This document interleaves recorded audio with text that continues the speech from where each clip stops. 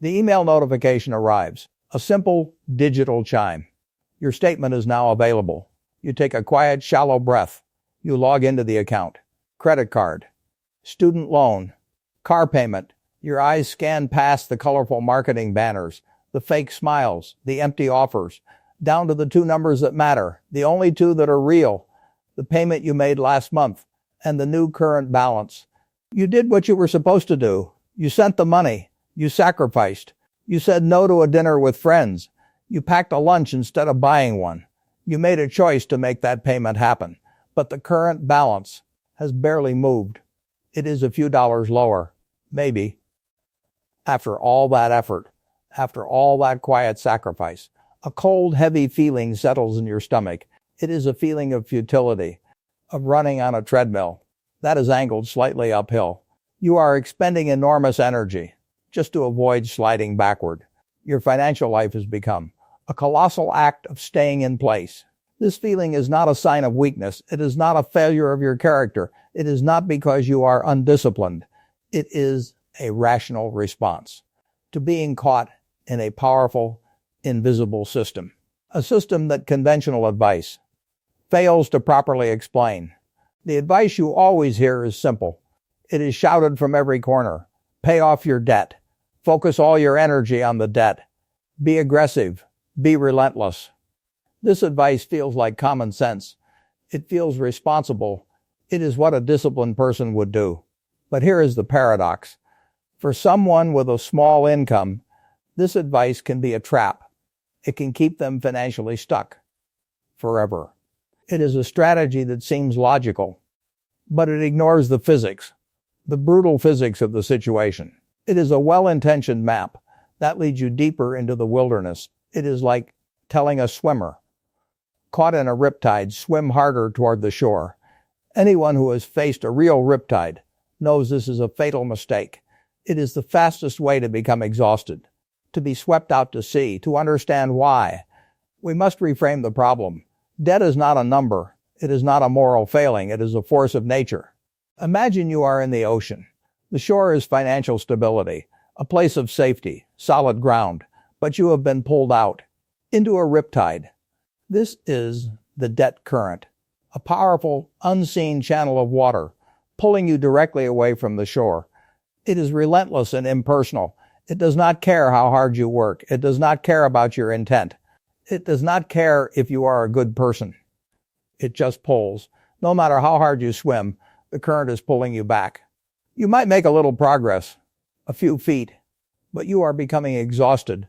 Your energy is being consumed, not by making progress, but by simply fighting the pull.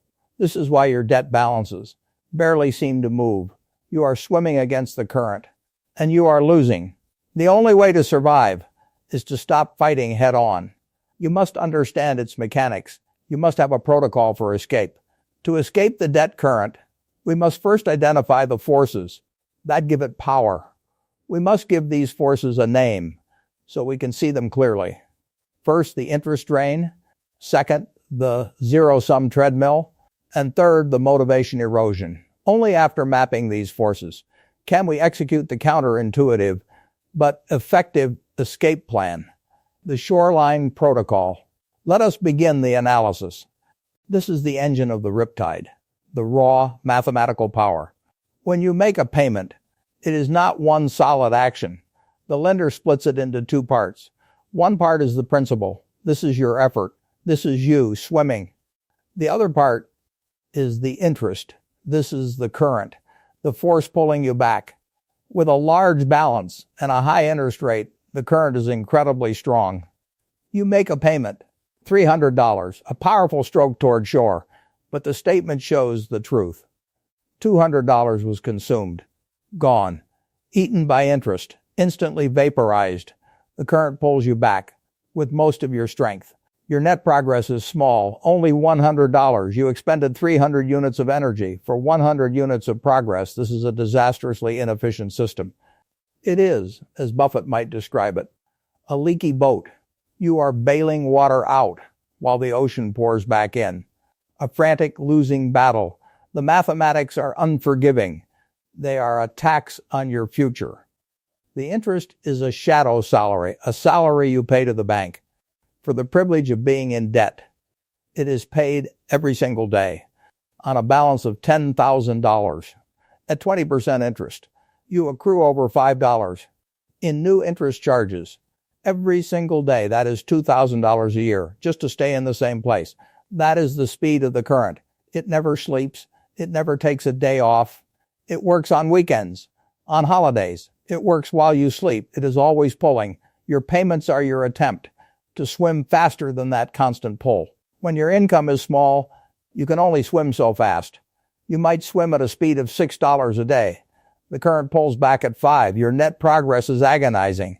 $1 a day. The interest drain ensures your effort is neutralized before it can make a difference. It is the physics of the system, designed to keep you in the water, paying for the privilege of treading water.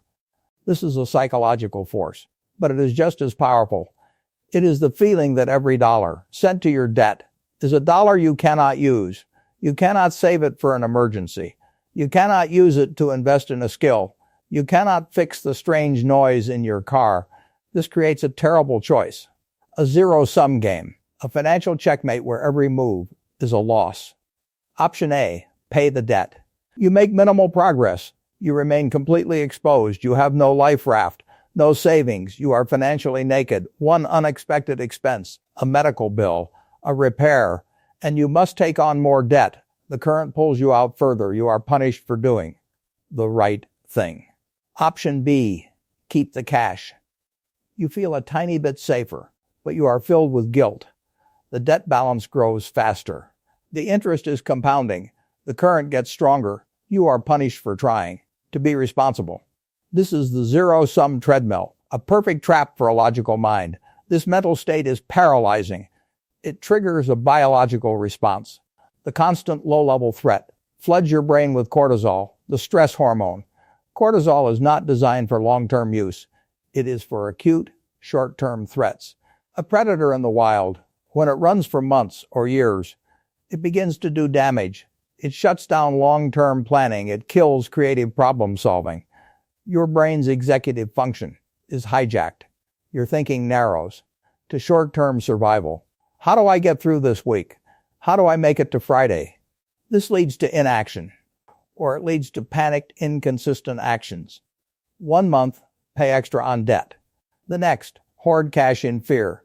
There is no forward momentum, no consistent strategy. This is a swimmer in a riptide, panicking, swimming toward shore, then just trying to float, then swimming again. This erratic effort is the fastest way to exhaustion. The zero-sum treadmill ensures your decisions are driven by fear, not by a coherent strategy. It locks you in perpetual defense, with no way to mount an offense. This is the final, crushing force. It attacks your will to continue. It is spiritual exhaustion. Human beings are wired for feedback. We are designed to respond to progress. Our brains run on a chemical called dopamine. Dopamine is released when we achieve a goal, when we see a positive result. It is the brain's reward system. It tells us that worked. Do it again. When you start a fitness plan, you see results in weeks. Your clothes fit better. You have more energy. You get a small dopamine hit. This feedback loop fuels your motivation. When you fight the debt current, the feedback loop is broken. It is a progress vacuum, a dopamine desert. You make payments for 6 months. You sacrifice. You say no. You do everything right. And the balance on the statement is almost identical. The needle has barely moved. No progress, no reward, no dopamine. This is profoundly, deeply demoralizing. It feels like your actions have no consequences, like your effort is thrown into a void. It violates your fundamental sense of cause and effect. This is the motivation erosion, the psychological exhaustion from sustained effort. With no visible reward, it is the swimmer in the riptide, after 30 minutes of frantic effort, looking up to see the shore, is now even further away. At this moment, giving up feels like a logical choice. The brain seeks to end the pain. It rationalizes failure. It builds a story to protect itself. This is impossible. I will be in debt forever. What is the point of trying? I might as well just buy the thing I want. At least that provides a brief dopamine hit. A moment of relief. This is where people often stop. They default to minimum payments, resigning themselves to their fate, or they give in to impulse spending, seeking a small moment of pleasure from the relentless pressure. The motivation erosion is the point, where the current breaks your spirit. It ensures even the strongest person will eventually burn out if they do not have the right strategy. So, we have the three forces: the interest drain consuming your effort, the zero-sum treadmill paralyzing you, the motivation erosion breaking your will. This is the anatomy of the current. So how do you escape? You stop swimming against it. To escape a riptide, lifeguards do not tell you to swim harder. They give you a counterintuitive rule: swim parallel to the shore. Do not fight the current. Swim sideways across its flow. Soon you are out of the pull. Then you can swim to shore with ease. The Shoreline Protocol applies this logic to your finances. It is a three-step plan, an engineering solution, not a motivational speech. You cannot escape a force you do not understand. You need data. You need a map. This means a full, honest, unflinching audit of every single debt. You must gather the statements, all of them, the ones you hide in a drawer, the ones you mark as read without opening. Open a spreadsheet, or use a simple notebook. The tool does not matter. The action does.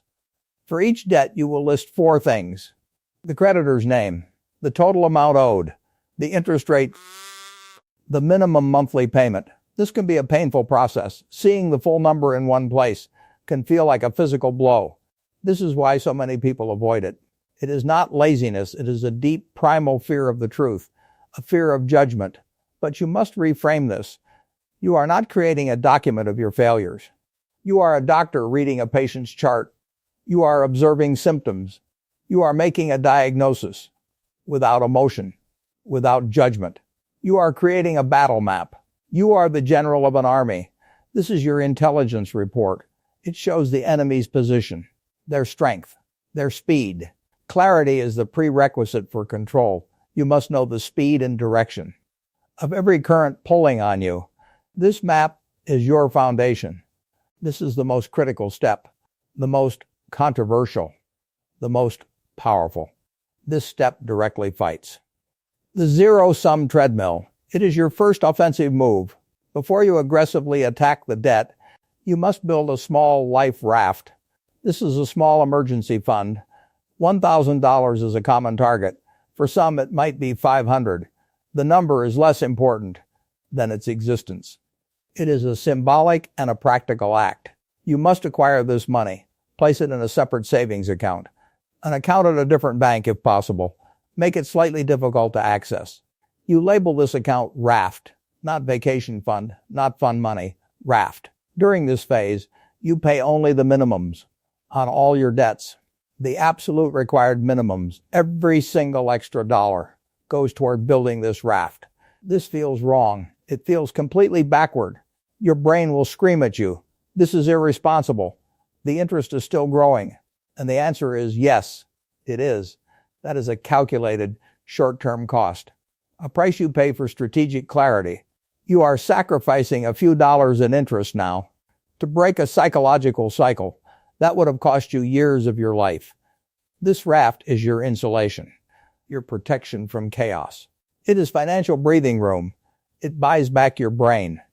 When the unexpected happens, the flat tire, the broken appliance, the sick pet, you do not have to panic. You do not have to take on more debt. You do not have to fall back into the treadmill. You simply use the raft. Calmly address the problem. Then your primary mission becomes to replenish the raft back to its full level. The raft breaks the treadmill. It restores your executive function. It lowers the cortisol. It gives you the ability to think clearly. It gives you a stable platform from which to begin your journey. You have your map. You are safely on your raft. Now you can begin your escape. Swimming parallel means adopting a focused, strategic method. You are no longer reacting. You are executing a plan relentlessly. There are two primary methods, both documented and effective. Method 1, the Avalanche. This is for the pure rationalist, the mathematician. It is the most efficient path. The rule is simple. Pay the minimum on all debts. Put every single extra dollar toward the debt with the highest interest rate. This is the fastest, most direct way to escape the interest strain. You are attacking the strongest part of the current first. You are weakening its engine. Mathematically, this will save you the most money and interest over the long term. It is the coldly logical choice. Method 2, the snowball. This is for the person who needs to feel the win, the person fighting, the motivation erosion. The rule is also simple. Pay the minimum on all debts. Put every single extra dollar toward the debt with the smallest balance, regardless of the interest rate. When you pay off that smallest debt, you feel a quick, powerful victory, a dopamine hit. You have eliminated an enemy from your map. This directly combats erosion. It provides a powerful feedback loop. It proves the system works. You then take the money from that now dead debt and roll it into the payment for the next smallest debt. Your payment snowballs. It gets larger and larger. That freed up $50 is not for coffee. It is a weapon aimed at the next target. Which method is better? The one you will stick with. The math favors the avalanche. Human psychology often favors the snowball. Choose your method. Commit to it. Do not switch back and forth. Either one is a valid form of swimming parallel. You are executing a relentless plan. You continue this process, protected by your raft, until you are free from the current of all high-interest consumer debt. Only then do you turn and swim for the shore. Escaping the debt current does not mean your life instantly changes. The prize is not a luxury car or an exotic vacation. It is something much more valuable. It buys silence, the silence of a phone that does not ring with unknown numbers, the silence of an inbox free from red overdue notices, the silence in your own mind, a space once occupied by the hum of financial anxiety, the quiet relief of not owing your future to anyone. It buys options, the option to leave a job you dislike, the option to take a calculated risk, the option to say no because you are not chained to a monthly payment. It buys what Buffett calls freedom of time, the ability to choose how you spend your days. It buys back your own paycheck, the feeling for the first time that the money you earn is actually yours to direct, not a prepayment to past mistakes. It buys mental bandwidth, the cognitive energy once spent juggling payments and stressing is now free to be used for learning, for creating, for being present with people you care about. It buys the ability to hear a noise in your car and think, I should get that checked. Not the cold fear of, I hope that's not serious. It buys the ability to sleep through the night without waking at 3 a.m. with a jolt of financial dread. That is the true victory, not an increase in your net worth, but a profound increase in your peace of mind. Imagine yourself at 80 years old. You are sitting on a porch. The sun is warm. You are thinking back on your life, the journey, the struggles, the wins. You do not remember the exact day you made your final debt payment. That memory is fuzzy. It was just another transaction, lost to time. But you do remember a specific Tuesday evening. You were in your 30s. You felt tired, overwhelmed, hopeless, trapped. The weight of it was physical. But that night, you did something different. You ignored the shouting voices that said just pay your debt. You made a quiet, counterintuitive decision. You opened a new savings account online. You stared at the blank account name field, and you typed in the word Raft. Then you set up an automatic transfer for $25.